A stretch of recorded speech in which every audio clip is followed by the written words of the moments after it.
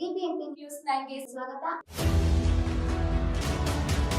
ಮೊದಲಿಗೆ ಮುಖ್ಯಾಂಶಗಳು. ಸದನ ಸಮಾವೇಶ ನಾಳೆ 19ಕ್ಕೆ ತುಮಕೂರಲ್ಲಿದೆ.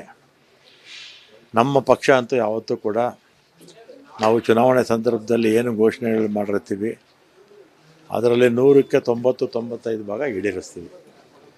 ಹೋದ ಸಲಿನೂ ಅಷ್ಟೇ 2013ರಿಂದ 18ರವರೆಗೂ ನಮ್ಮ ಪಕ್ಷ 18ರಲ್ಲಿ 165 ಘೋಷಣೆಗಳನ್ನು ಮಾಡಿದರು.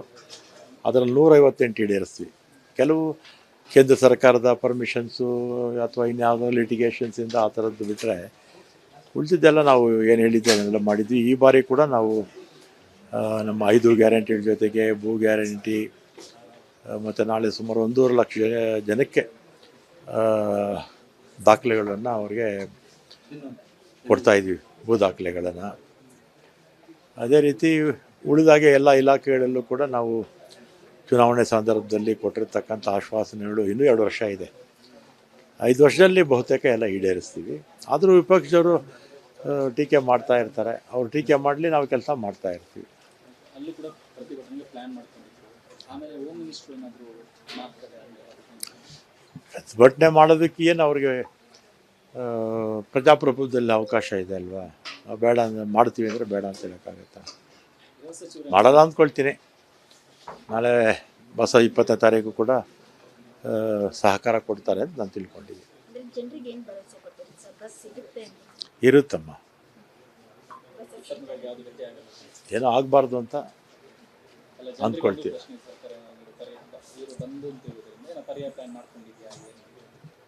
ಅದೆಲ್ಲ ಹೇಳ್ತೀವಿ ಬಿಡಿ. ಅದರ ಸಾರ್ವಜನಿಕರಿಗೆ ತೊಂದರೆ ಆಗದ ರೀತಿ ನೋಡ್ಕೋಬೇಕು. ಸದನ ಸಮಾವೇಶ ನಾಳೆ 19ಕ್ಕೆ ತುಮಕೂರಲ್ಲಿದೆ. ನಮ್ಮ ಪಕ್ಷ ಅಂತೂ ಯಾವತ್ತೂ ಕೂಡ ನಾವು ಚುನಾವಣೆ ಸಂದರ್ಭದಲ್ಲಿ ಏನು ಘೋಷಣೆಗಳು ಮಾಡಿರ್ತೀವಿ ಅದರಲ್ಲಿ 100ಕ್ಕೆ 90-95 ಭಾಗ ಈಡೇರಿಸ್ತೀವಿ. ಹೋದ ಸಲಿನೂ ಅಷ್ಟೇ 2013ರಿಂದ 18ರವರೆಗೂ ನಮ್ಮ ಪಕ್ಷ 18ರಲ್ಲಿ 165 ಘೋಷಣೆಗಳನ್ನು ಮಾಡಿದರು. ಅದರಲ್ಲಿ 158 ಈಡೇರಿಸ್ತೀವಿ. ಕೆಲವು ಕೇಂದ್ರ ಸರ್ಕಾರದ ಪರ್ಮಿಷನ್ಸು ಅಥವಾ ಇನ್ಯಾವುದೋ ಲಿಟಿಗೇಷನ್ಸಿಂದ ಆ ಥರದ್ದು ಬಿಟ್ಟರೆ ಉಳಿದಿದ್ದೆಲ್ಲ ನಾವು ಏನು ಹೇಳಿದ್ದೆ ಅದನ್ನೆಲ್ಲ ಮಾಡಿದ್ವಿ. ಈ ಬಾರಿ ಕೂಡ ನಾವು ನಮ್ಮ 5 ಗ್ಯಾರಂಟಿ ಜೊತೆಗೆ ಭೂ ಗ್ಯಾರಂಟಿ ಮತ್ತು ನಾಳೆ ಸುಮಾರು 1.5 ಲಕ್ಷ ಜನಕ್ಕೆ ದಾಖಲೆಗಳನ್ನು ಅವ್ರಿಗೆ ಕೊಡ್ತಾಯಿದ್ವಿ, ಭೂ ದಾಖಲೆಗಳನ್ನು. ಅದೇ ರೀತಿ ಉಳಿದಾಗೆ ಎಲ್ಲ ಇಲಾಖೆಗಳಲ್ಲೂ ಕೂಡ ನಾವು ಚುನಾವಣೆ ಸಂದರ್ಭದಲ್ಲಿ ಕೊಟ್ಟಿರ್ತಕ್ಕಂಥ ಆಶ್ವಾಸನೆಗಳು ಇನ್ನೂ 2 ವರ್ಷ ಇದೆ. 5 ವರ್ಷದಲ್ಲಿ ಬಹುತೇಕ ಎಲ್ಲ ಈಡೇರಿಸ್ತೀವಿ.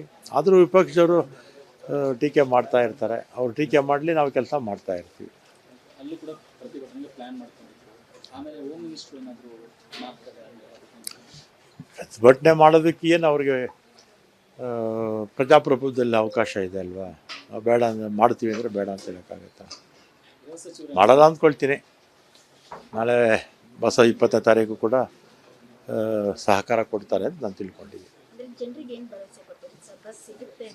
ಇರುತ್ತಮ್ಮ, ಏನೋ ಆಗಬಾರ್ದು ಅಂತ ಅಂದ್ಕೊಳ್ತೀವಿ.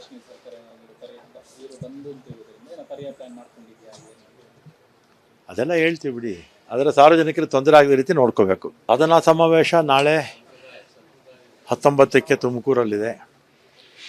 ನಮ್ಮ ಪಕ್ಷ ಅಂತೂ ಯಾವತ್ತೂ ಕೂಡ ನಾವು ಚುನಾವಣೆ ಸಂದರ್ಭದಲ್ಲಿ ಏನು ಘೋಷಣೆಗಳು ಮಾಡಿರ್ತೀವಿ ಅದರಲ್ಲಿ 100ಕ್ಕೆ 90-95 ಭಾಗ ಈಡೇರಿಸ್ತೀವಿ. ಹೋದ ಸಲಿನೂ ಅಷ್ಟೇ 2013ರಿಂದ 18ರವರೆಗೂ ನಮ್ಮ ಪಕ್ಷ 18ರಲ್ಲಿ 165 ಘೋಷಣೆಗಳನ್ನು ಮಾಡಿದರು. ಅದರಲ್ಲಿ 158 ಈಡೇರಿಸ್ತೀವಿ. ಕೆಲವು ಕೇಂದ್ರ ಸರ್ಕಾರದ ಪರ್ಮಿಷನ್ಸು ಅಥವಾ ಇನ್ಯಾವುದೋ ಲಿಟಿಗೇಷನ್ಸಿಂದ ಆ ಥರದ್ದು ಬಿಟ್ಟರೆ ಉಳಿದಿದ್ದೆಲ್ಲ ನಾವು ಏನು ಹೇಳಿದ್ದೆ ಅದನ್ನೆಲ್ಲ ಮಾಡಿದ್ವಿ. ಈ ಬಾರಿ ಕೂಡ ನಾವು ನಮ್ಮ 5 ಗ್ಯಾರಂಟಿ ಜೊತೆಗೆ ಭೂ ಗ್ಯಾರಂಟಿ ಮತ್ತು ನಾಳೆ ಸುಮಾರು 1.5 ಲಕ್ಷ ಜನಕ್ಕೆ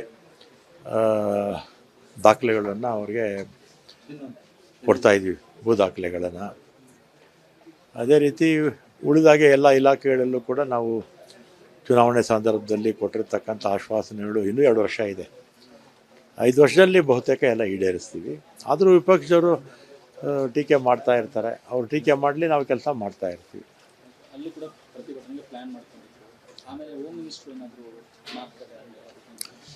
ಪ್ರತಿಭಟನೆ ಮಾಡೋದಕ್ಕೆ ಏನು ಅವ್ರಿಗೆ ಪ್ರಜಾಪ್ರಭುತ್ವದಲ್ಲಿ ಅವಕಾಶ ಇದೆ ಅಲ್ವಾ, ನಾವು ಬೇಡ ಮಾಡ್ತೀವಿ ಅಂದರೆ ಬೇಡ ಅಂತ ಹೇಳೋಕ್ಕಾಗತ್ತಾ. ಗೃಹ ಸಚಿವರು ಮಾಡಲ್ಲ ಅಂದ್ಕೊಳ್ತೀನಿ. ನಾಳೆ ಬಸ 20ನೇ ತಾರೀಕು ಕೂಡ ಸಹಕಾರ ಕೊಡ್ತಾರೆ ಅಂತ ನಾನು ತಿಳ್ಕೊಂಡಿದ್ದೀನಿ. ಅಂದ್ರೆ ಜನರಿಗೆ ಏನು ಭರವಸೆ ಕೊಡ್ತೀರಿ ಸರ್? ಬಸ್ ಸಿಗುತ್ತೆ ಅಂತ ಇರುತ್ತಮ್ಮ, ಸರ್ಕಾರಕ್ಕೆ ಯಾವುದು ಗಟ್ಟಿ ಆಗಲ್ಲ. ಏನೂ ಆಗಬಾರ್ದು ಅಂತ ಅಲ್ಲ, ಜನರಿಗೆ ಒಂದು ಅಂದ್ಕೊಳ್ತೀವಿ. ಪ್ರಶ್ನೆ ಸರ್ಕಾರ ಕರೆ ಅಂತ ಇವರು ಬಂದು